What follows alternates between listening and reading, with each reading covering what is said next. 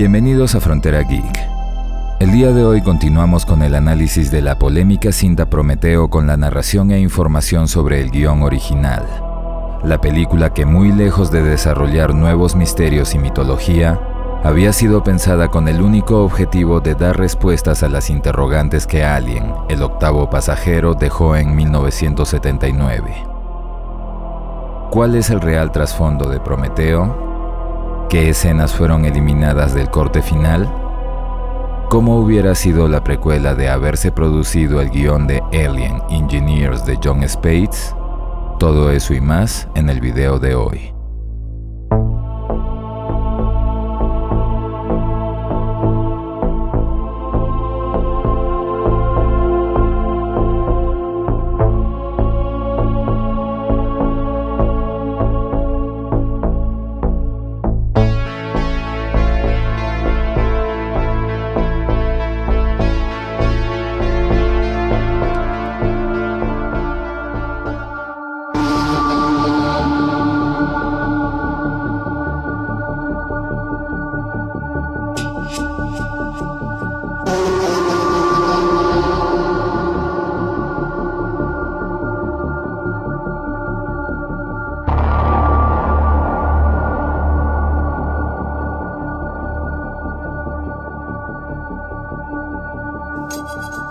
Antes de comenzar, enviamos un agradecimiento especial a nuestros Patreons y a los miembros del canal por su apoyo y fe en el proyecto de Frontera Geek. Muchas gracias, amigos.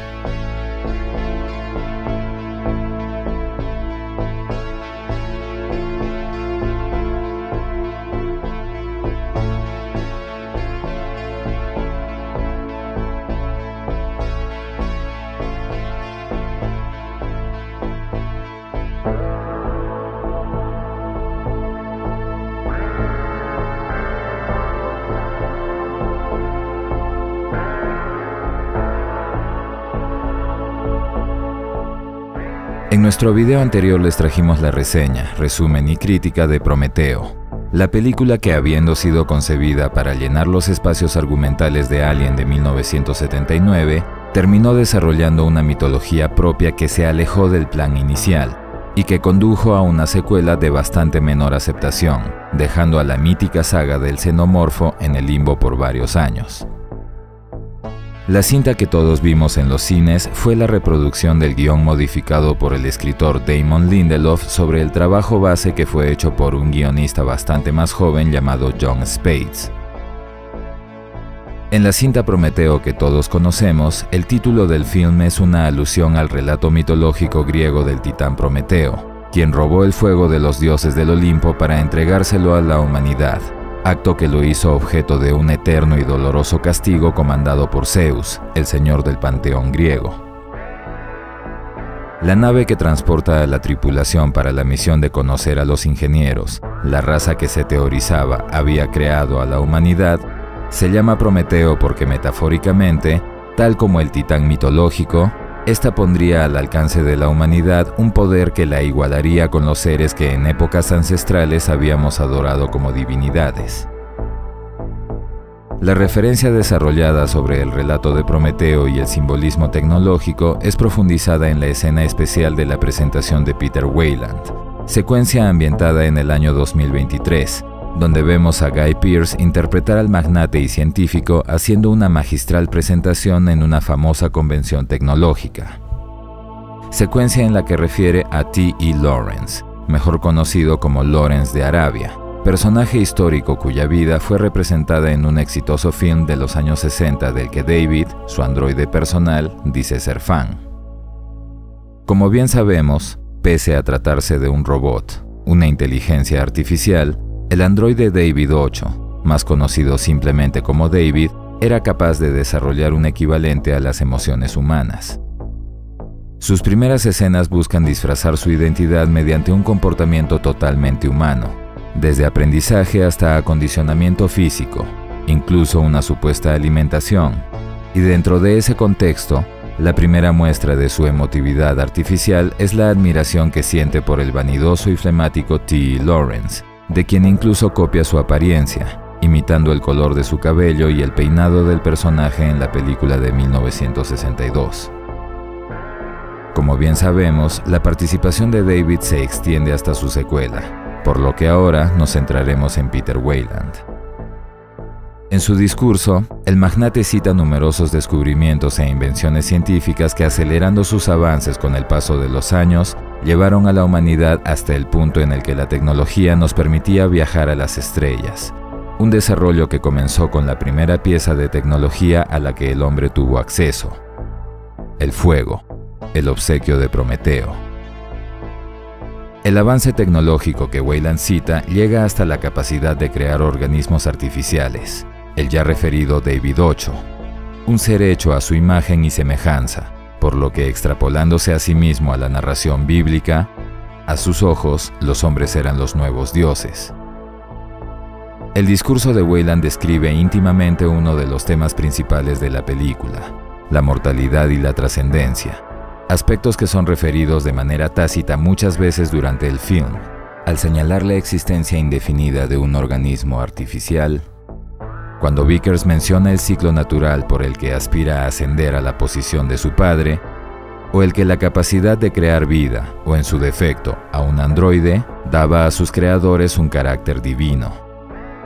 La extrapolación religiosa también es referida continuamente, por medio del mismo Weyland, al señalar el año de la Convención Tecnológica como el año de Nuestro Señor 2023, misma frase que es referida en la transmisión final de Elizabeth Shaw, quien más de una vez menciona o exhibe su fe religiosa en situaciones relacionadas al crucifijo de su padre. Con todo lo expuesto, podemos concluir que Prometeo es una película sobre la fe y lo que ocurre con ella cuando la vida revela que la realidad es diferente de lo que cada uno imagina. Ciertamente, cada persona reacciona diferente. Mientras que Peter Weyland busca la inmortalidad por considerarse a sí mismo como un ser superior, digno de trascender en la historia como una especie de Dios, el hombre termina su vida con las desesperanzadoras palabras de "no hay nada", refiriendo su paso al más allá. Elizabeth Shaw, por otro lado, pese a haber descubierto la ascendencia genética de la humanidad, a haber perdido a su esposo de una manera traumática y de haber atestiguado la muerte de todas las otras personas con las que convivió durante el viaje, retoma el crucifijo de su padre y abraza su fe, pese a todo. Muchos dirán que es una reacción inentendible, pero eso no descalifica su elección, pues cuando se trata de fe, no se supone que la entiendas, solo la tienes. A grandes rasgos, todo lo mencionado engloba el trasfondo filosófico de Prometeo, un enfoque influenciado por la mitología y actual teoría de los Anunnakis, y por los polémicos escritos del suizo Erich von Däniken, en los que sostiene que las deidades del pasado eran en realidad seres extraterrestres con grandes avances tecnológicos. Mismo trasfondo que se aplica en la película sobre secuestros alienígenas El Cuarto Tipo, y hasta cierto punto, en el crossover cinematográfico de Alien vs Predator. A diferencia de todo lo que el guión final y la película expresaron, la idea inicial para la precuela de Alien era bastante más simple y directa. El título del guión original de Jon Spaihts pasó por varios cambios: Alien Genesis o Alien Origins según sus modificaciones, pero el más conocido es Alien Engineers, título que expresaba directamente cuál sería el centro de su historia. La trama es muy similar, por lo que usaremos imágenes de la película para narrarlo, y si bien los nombres de varios personajes son distintos, los referiremos bajo el nombre asignado en la cinta para aprovechar su familiaridad. En el guión de Spaihts, tal como en la escena de introducción alternativa de Prometeo, un planeta Tierra primigenio es visitado no por uno, sino por varios ingenieros. De manera similar a lo filmado, uno de ellos se sacrifica ante la mirada impasible de los otros, pero la diferencia es que en el guión original, el extraterrestre es devorado por miles de pequeños escarabajos que asimilan su material genético y que luego de consumirlo por completo, se dispersan en el planeta. Posteriormente, uno de ellos encuentra a una mujer primitiva a la que muerde, inyectándole toda la carga genética del ingeniero y mutando sus genes, dando a entender que esos extraterrestres potenciaron el desarrollo de la raza humana, pero no que la crearon desde cero. De ese modo, la teoría de la evolución de Darwin no era negada por completo como sucede en Prometeo. De manera similar, después de eso, los personajes equivalentes de Elizabeth Shaw y Charlie Holloway encuentran un ancestral obelisco con runas extraterrestres y un mapa estelar, y terminan recibiendo el financiamiento de Industrias Weyland, que entonces estaba desarrollando un poco fructífero proyecto de colonización y minería en el planeta Marte. Los científicos logran convencer al CEO de la compañía, Peter Weyland, de financiar el viaje de exploración estelar bajo una condición: que toda tecnología extraterrestre que pudieran encontrar pase a ser propiedad de la empresa, un recurso que podría salvar las operaciones de Industrias Weyland en el planeta rojo. Y para salvaguardar sus intereses, la tripulación incluiría a su director de operaciones, una mujer de apellido Vickers, y a su androide personal, el prototipo llamado David. Cabe señalar que en este guión, David es un androide muy avanzado, pero no lo suficiente como para ser confundido con un ser humano. Tal como lo mencionamos antes, es un prototipo. El nombre de la nave también es simbólico, aunque en este caso es bautizada como Magellan, Magallanes, en honor al explorador histórico Fernando de Magallanes, cuyas hazañas representaban el espíritu de la misión espacial. La nave alcanza el sistema estelar al que designan como Z2 Reticuli, y en él, una luna que es designada como LV-426. En su superficie, la tripulación descubre una serie de pirámides interconectadas con zanjas o trincheras de origen artificial, los primeros signos que confirmaban la existencia de una civilización extraterrestre. Deciden explorar la más grande de las pirámides, y al igual que en la película, hacen un mapeo digital utilizando drones con escáner láser. En este punto hay dos diferencias importantes respecto al film. La primera es que el personaje de Elizabeth Shaw afirma que se ha hecho un análisis de patógenos en la atmósfera y este resultó limpio, escena cuya ausencia en la película se convirtió en uno de los puntos más criticados. La segunda es que los personajes de Fifield y Milburn también existen, pero no son científicos, ni geólogo ni biólogo, solo son personal minero, de manera que su comportamiento absurdo y falto de criterio está hasta cierto punto justificado. Algo que no sucede en Prometeo, donde se supone que son expertos científicos en las ramas antes referidas. En su excursión, el grupo de exploradores activa un holograma sobre el escape de los ingenieros, y es entonces que tanto Fifield como Milburn, aterrorizados, deciden separarse del grupo y regresar hacia la nave. Después, la tripulación descubre que la pirámide funcionaba como una estación de purificación del aire, haciendo la atmósfera interior completamente respirable. Más adelante, los científicos encuentran el enorme cadáver decapitado de uno de los ingenieros y a una pequeña distancia, su cabeza cercenada. Pero tan solo un poco más allá, una docena de cuerpos acumulados y apoyados sobre una compuerta cerrada, todos con horrendas heridas, eviscerados. A partir de ahí, los eventos tienen la misma secuencia. La llegada de una tormenta eléctrica obliga al grupo a retirarse y regresar portando la cabeza cercenada para investigación. Luego el capitán contacta a Fifield y Milburn para decirles que se protejan hasta que pase la tormenta y puedan ir a recogerlos. Mientras en la nave, Shaw y Holloway hacen la autopsia de la cabeza cercenada que habían recuperado. Y desde ahí es donde las diferencias se hacen realmente interesantes.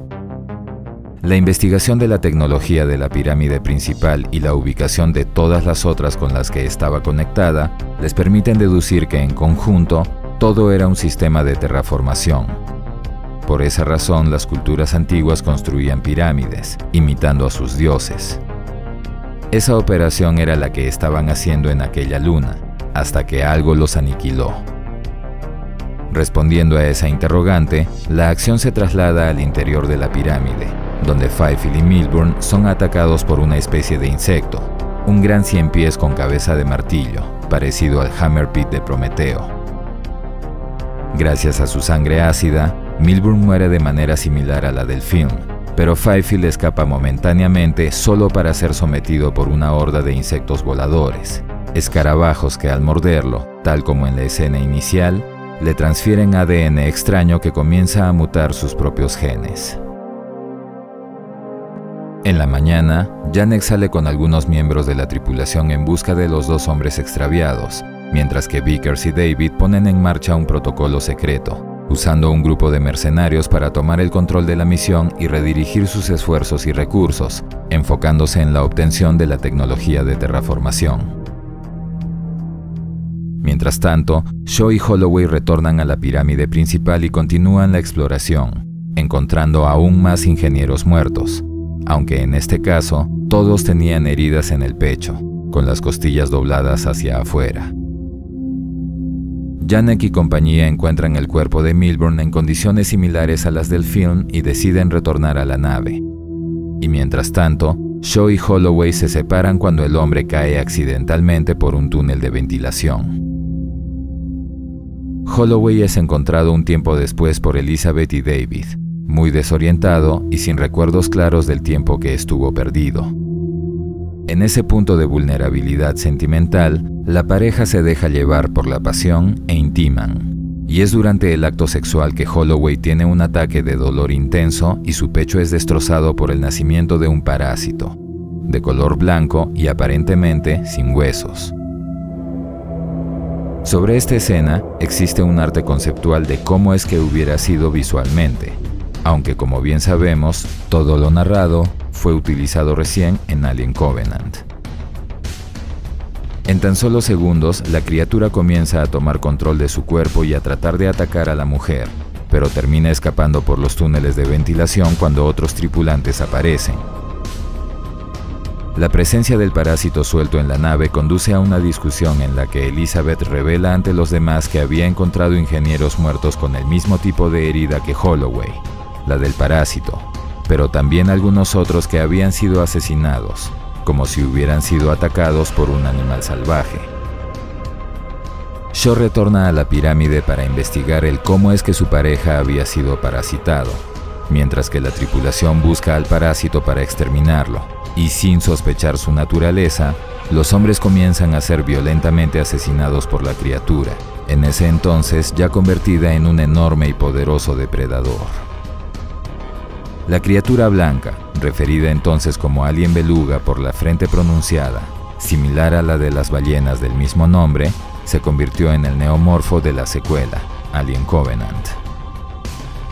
Mientras tanto, en la pirámide, la mujer descubre un ambiente en el que había celdas que contenían criaturas extrañas, moluscos de grotesca apariencia, y por medio de otro holograma, descubre que el parásito de Holloway había sido introducido en su cuerpo por una de aquellas criaturas.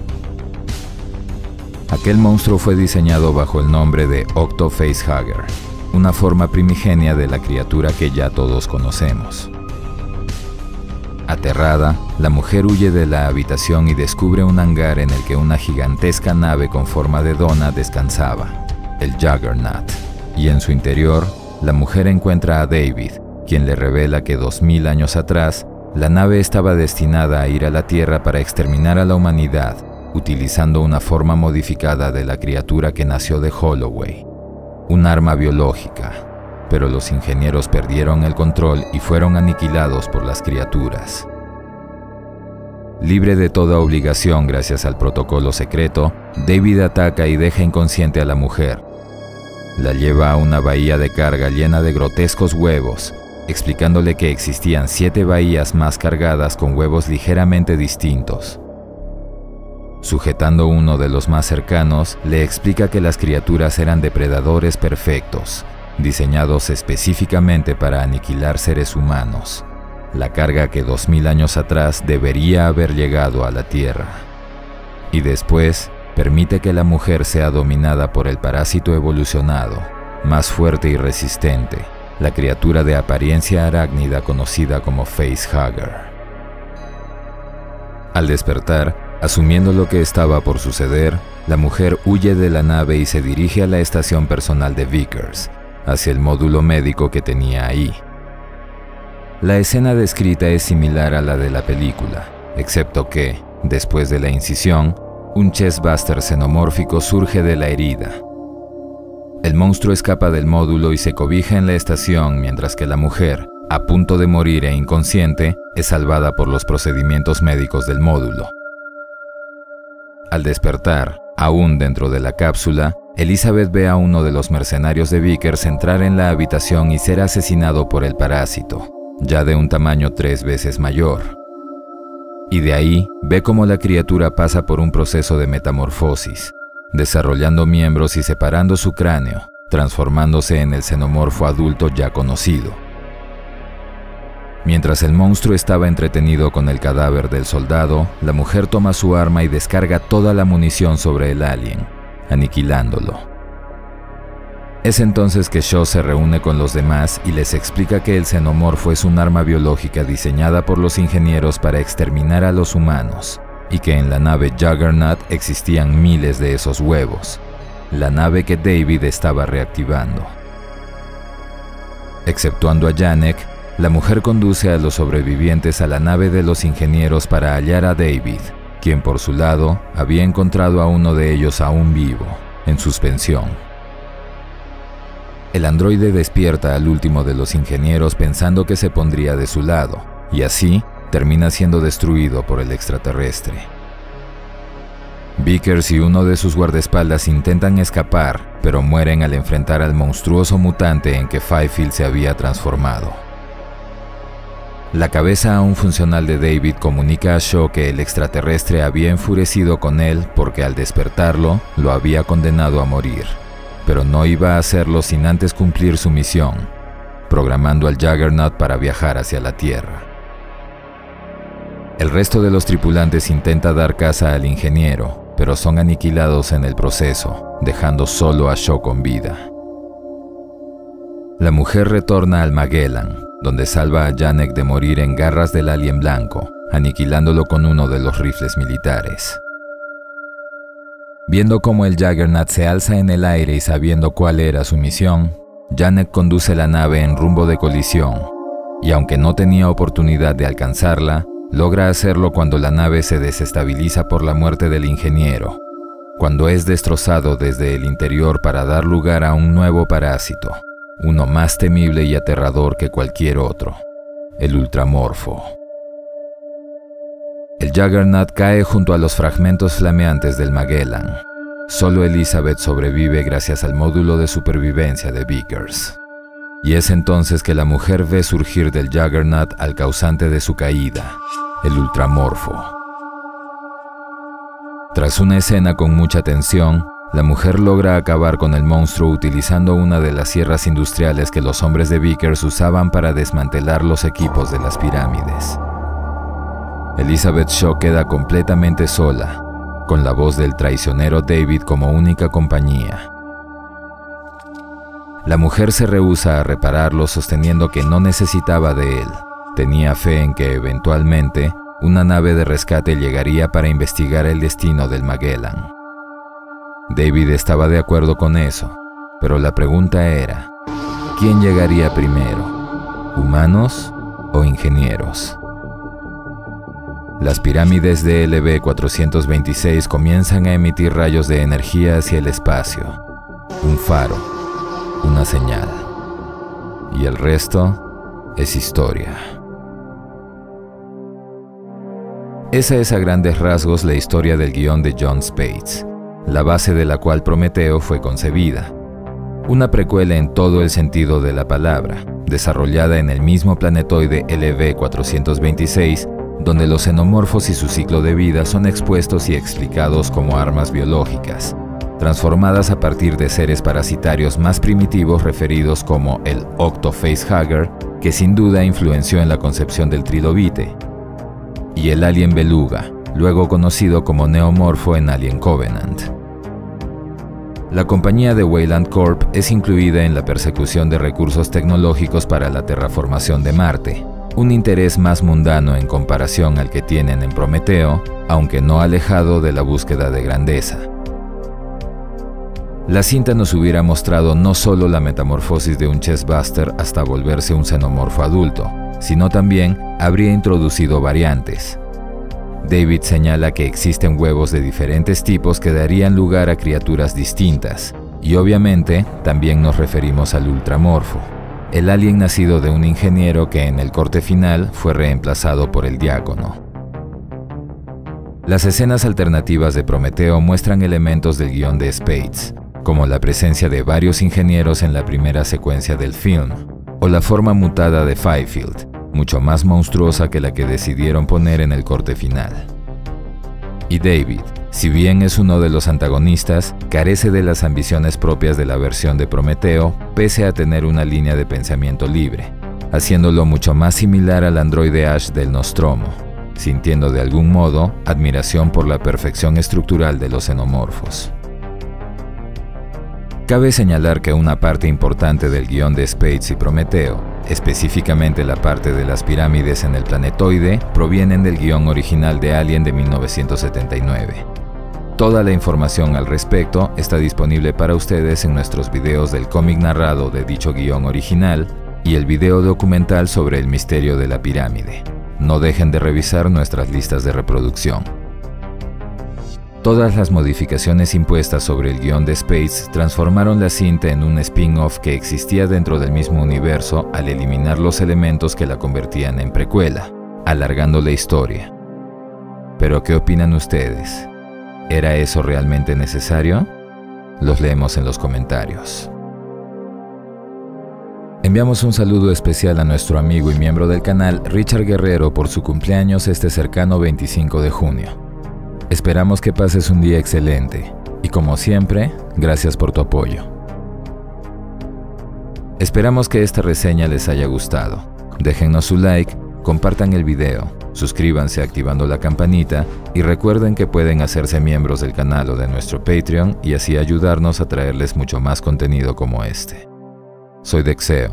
Gracias por el apoyo y preferencia. Hasta la próxima.